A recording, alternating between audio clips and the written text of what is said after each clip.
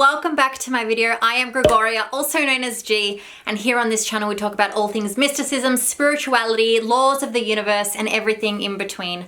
I'm so excited to have you back here for another video. My video last week received so much beautiful feedback, and I'm so grateful and happy that it was serving and that you learned some things. I really put in a lot of energy and time into making sure that I could deliver high quality content. So that's what I'm all about. And today I was meant to record a video on deja vu, but the other day I decided to post about my social anxiety. I made a confession. It's something that I've never ever shared publicly before, and I thought that it was time to share it with everyone because I knew that there were other people who may be experiencing the same thing. So because of all the wonderful feedback and all the beautiful messages I received, I decided that today I was going to basically talk about my social anxiety and share with you some of the strategies I use in order to deal with it and cope with it. I am high functioning, which means that for most people that meet me, they wouldn't know that I have social anxiety. It's not something that regularly comes up. I will refer to myself as an introvert or an empath, etc., but I never identified as social anxiety. So I'm going to talk about it a bit today. Today was one of those days where I just didn't want to record a video. I woke up and I was feeling funny about myself and I just wasn't my high vibe usual self, and I was like, why? Why am I not feeling up to this? And I listed all the reasons why, and I realized that all of those reasons were things that my ego was telling me I needed to focus upon. But my true self was like, no, you want to record this video, you want to share your story, you want to show up for people. So I pushed through them. And I just want to bring your attention to the fact that sometimes asking ourselves why is all it takes. Instead of fixating on the reasons why I don't want to, I just ask myself, well, why don't I want to? And if it was an intuitive thing that my gut was telling me don't do the video today, then I wouldn't do it. But my gut was actually telling me that it wanted to do the video, but all of these external things were basically preventing me from showing up fully. So the moment I worked through that, I was like, no, I can't wait to record this video for everyone. So let me quickly start with what social anxiety is. So social anxiety basically is you get anxious feelings when you're in social environments. Now, a lot of people think that that is limited to social gatherings in person, but it's not. It includes online forums. It includes anywhere where the social aspect of a community is focused upon you. And they may not actually be focused upon you, but your brain creates an idea that people are staring at you, looking at you, that you're in and immersed within a social community where there's heightened, amplified energy. And what it basically is, it's not so much who is around you as much as it is about how much stimuli is around you. When there's a lot of people, a lot of energy, and like think of parties. Parties have a lot going on, right? There's a lot of music, a lot of noise, a lot of conversation, a lot of food, a lot of movement, a lot of dancing, a lot of energy, a lot of amplified personalities. Mix it with alcohol or drugs or any other chemical inducing element, and all of a sudden even an individual energy field is amplified and can even become toxic because people have holes within their fields when they consume these types of products, right? And as someone who has social anxiety, I feel that. I feel all of it. So I've grown up basically my whole life sneaking into bathrooms and empty rooms at parties. I always felt incredibly uncomfortable, but when you're growing up, a lot of the times you can't avoid these things, whether it be family functions, family friends, christenings, weddings, etc., etc., etc., or even friends' parties that you don't want to, let them down and you don't want to disappoint them. And my whole life, I always thought I was either being overdramatic or I was just an introvert or I was just really sensitive. I didn't realize that it was an anxiety-evoking environment. So basically, I would spend hours and hours hidden in little nooks and crannies where people wouldn't see me and wouldn't notice that I was gone in order to just have a break. And I'm going to share some examples with you. And this is just something that I think a lot of you will be able to relate to. So I remember one party in high school. I was invited to this girl's party and I wasn't really friends with her. We had a few classes together, so we were on really good terms. She happened to invite me to her birthday party. Now, she was considered a member of the popular group, right? So I ended up going to this party, but the whole time I didn't want to go. Just something within me was making me feel uncomfortable. And not just because none of my friends were there, but I just didn't feel comfortable. And obviously that was my social anxiety, which I couldn't identify then. I was in high school. So I went to this party, and the moment I got there, I just felt so much stress build up in my body. Like, I'm talking an incredible amount of stress. I felt like everyone was staring at me. I felt like I didn't fit there. I felt like every part of me wanted to break down. So I remember going into the toilet. This is like, I'd been there for maybe 10 minutes. I went into the toilet and I was like, how long can I sit in here for? And I just broke down into tears. Like, I was just crying and I was like, I can't be here. And I messaged my mom and I was like, you need to come pick me up. And obviously she panicked because she's like, I just dropped you off. Why do you need to get picked up? And I was like, Mom, come and pick me up. And I said goodbye. I actually never ended up speaking to that girl again because she just never followed up. I apologized for leaving early. I just said I needed to leave. She never followed up, which is fine. You know, we didn't know we were young. We were kids, but I remember moments like that my whole life. I remember being even at my own family, my uncle and auntie, every year we go to their house for Easter. And I often sneak out when I can and I just sit in my car for about an hour just to be on my own. Or they have a room that no one's in. I just go and sit in there to be alone because I just need my own space. Even at my own 30th birthday party, I hosted the event. It was at my house and it was beautiful, and there were all the people that I wanted to be there. I created the guest list. I invited the people. I had so much fun, but I snuck into a room for 30 minutes just to be alone because it was overwhelming for me. It was too much energy in a room and it felt like I was being suffocated and I just couldn't handle it. I needed to escape that energy field. I just needed to be alone for a minute.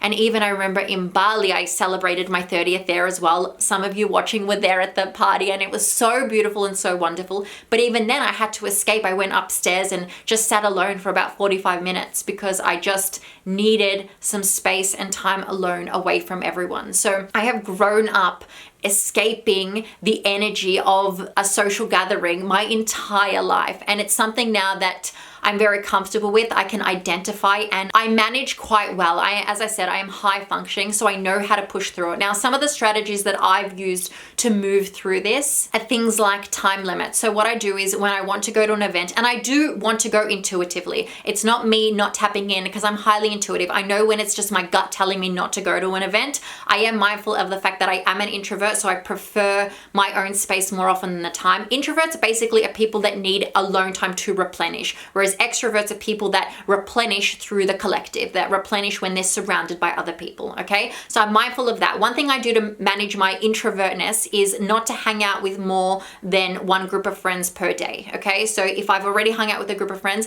I can't really meet up with anyone else for the rest of the day because it's just too much. I have my safety net as well. I have my parents, my sister, and one of my best friends who I consider my safety net. I can be around them at all times. I don't need to limit my time with them. But even saying that, I need to be alone when I'm in my own home as well. But I have my safety net. So that's my introvertness. In regards to me being an empath, I'm fully aware of how sensitive I am to energy. So I'm very mindful of that when walking into a space. I know to put up my protection and I know to protect my energy field, and I know not to absorb all these other people's energy because they're not mine. And then on top of that, my human design is a reflector. So I'm also very aware of that. And I basically become a sponge for my environment. So I'm mindful that before I walk into an environment, I assess whether it's an environment that would be serving me or not. And when I'm in a room, if I feel that it's no longer serving me, I'm very comfortable walking away from it. But in regards to social anxiety, that's different. That's got nothing to do with those three categories. It's about anxiety evoked social situations. Okay, so one thing I do to manage is create time limits. So when I'm going to an event that I really want to go to, let's say it's a friend's dinner, we do a dinner, I give myself a time limit. I say at least stay until 9 o'clock. Okay, so I know that at 9 o'clock, I've already given myself permission to leave if I want to. I've pushed myself in an environment that would usually feel uncomfortable, but I push myself and I'm going.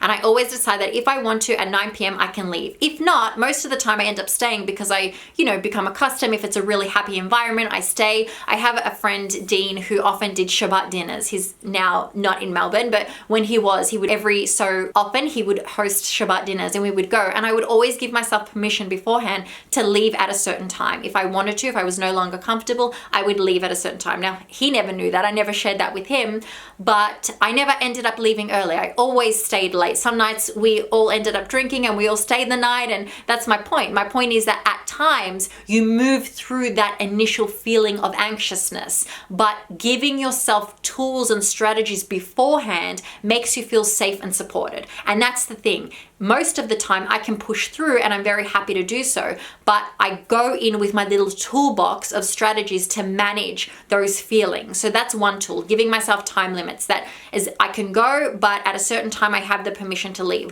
One rule that we created with my family that I was always incredibly grateful for, this is growing up before I was an adult. We had a rule, our family of 4, that whenever we went to any event or party, if any one of us wanted to leave, we ask no questions and we leave.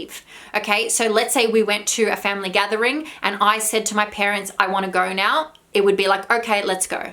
And let's say my dad said, I want to go now. We would say, okay, let's go, etc., etc., etc. So that always made me feel really safe, creating healthy boundaries where the people around you understand what you need and are willing to meet your needs. That kept me very safe. It made me feel very comfortable. And I know that in the future when I have a partner, I would say the same thing. I would say, when I want to leave, let's leave. And if you want to leave, we leave. And there's no questions asked. Okay, it's just that this is a need that you need met and it's super important, and we leave. The alternative was if ever my mum, let's say, wanted to stay longer, we had 2 cars with us if it was available. So my mum could stay, or she would drop us off and go back to the event if she wanted to. My mum and my sister love the social element of people and gatherings. So they always wanted to still be present. So let's say my sister would stay, we would all leave, mum would go pick her up and stay a bit longer, etc. Right? So there were always ways around it if people wanted to stay, but as soon as we wanted to leave, needs were met and we got to leave. Another strategy is basically putting yourself in environments where you're exposed to more people over time. So one thing for me that was really important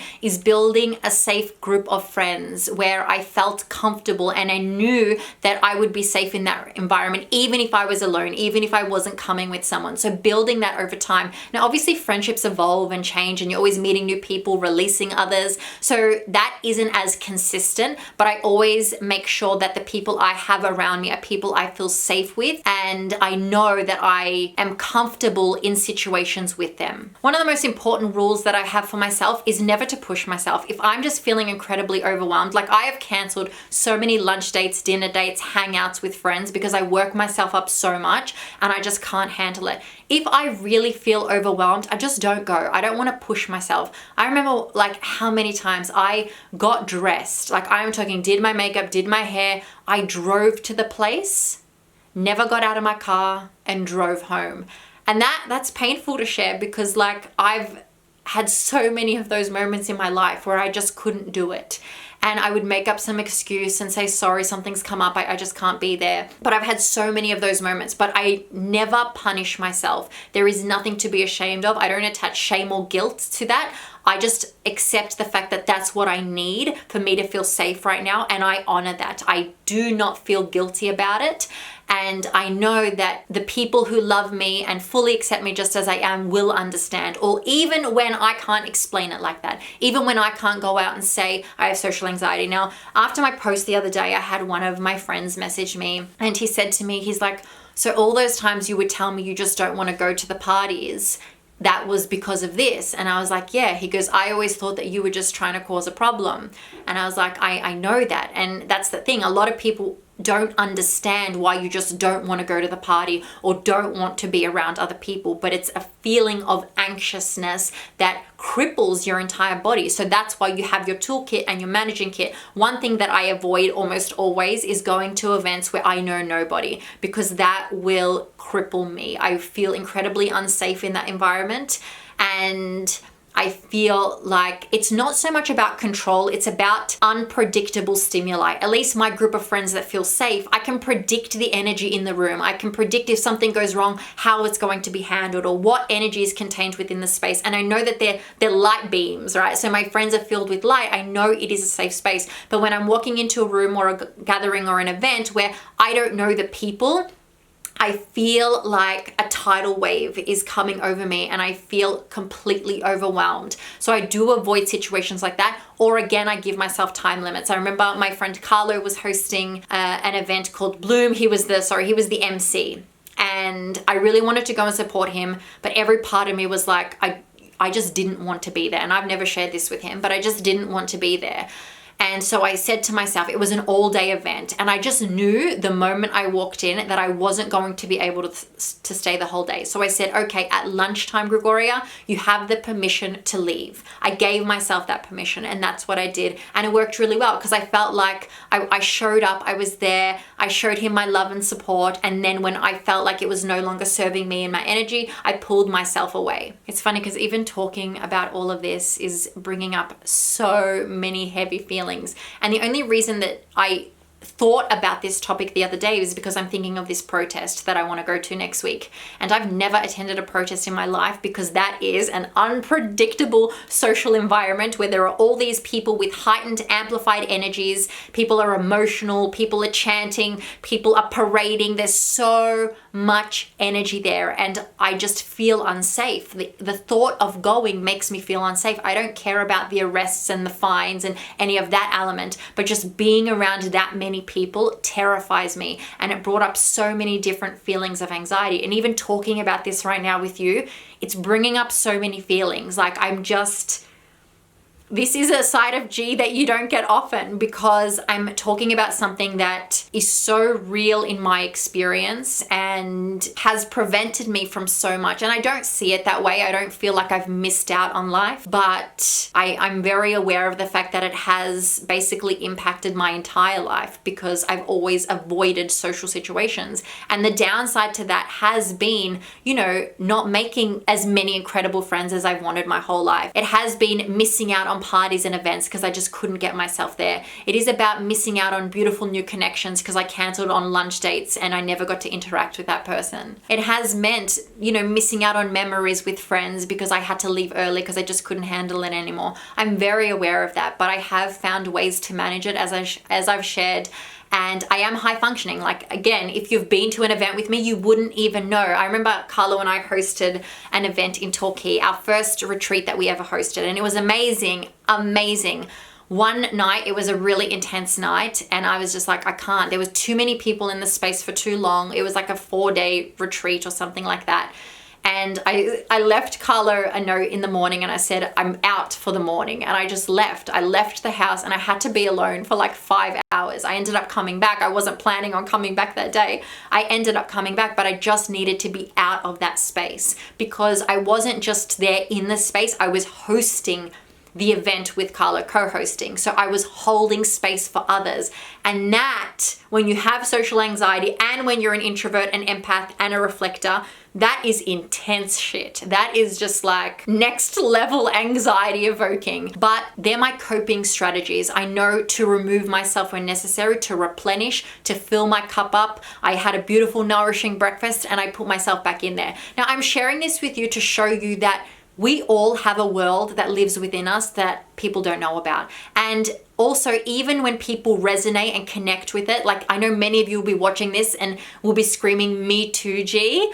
And even when people can resonate and connect, no one experiences it the way you do, okay? And it's a side I don't often share because, being vulnerable is scary sometimes. But recently I've stepped into being more vulnerable and I'm enjoying it. I'm enjoying sharing this part of us because we don't all have our shit together. None of us do. None of us have our shit together. We all go through things. I know some of the most amazing influencers online, and I've heard stories from them that you wouldn't believe because we all go through shit. We all do. We all have things that we carry that the world doesn't know about, and how we deal with that world inside of us, people don't understand, cannot fully understand and grasp. But what I'm showing you is that even though I go through these things, I show up anyway. These videos have helped me incredibly because every week I commit to creating a video, even though I know people will be watching this, all right? That's social energy for me. That's anxiety evoking because I know that this will be on people's phone screens, on their TVs, on their their laptops and people will be consuming my energy.